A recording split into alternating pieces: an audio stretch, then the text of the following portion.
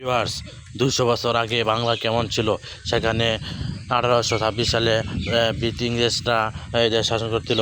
তখন তখন এক চিত্র, এখন বর্তমান আধুনিক আরেক চিত্র। সেখানে তখনকার সময় মানুষ আপনার গরু গাড়ি দিয়ে চলাচল করতো, এবং কি আপনার এই যে আমরা যে ভাত খাই, এই ভাতটা আমরা বিশেষ করে ঢেকি দিয়া পাড়াইয়া এই ভাতটা থেকে সংগ্রহ করে এই ভাতটা খাইতো।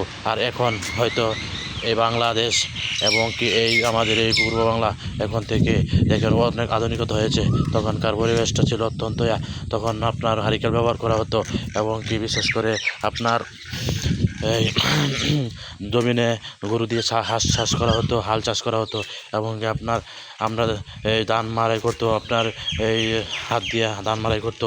এখন দেখেন এই থেকে আমাদের এই বাংলা অনেক উন্নত হয়েছে, যা ইংরেজের আমলে অত উন্নত হয় নাই, কিন্তু বর্তমানে তা উন্নত হয়েছে।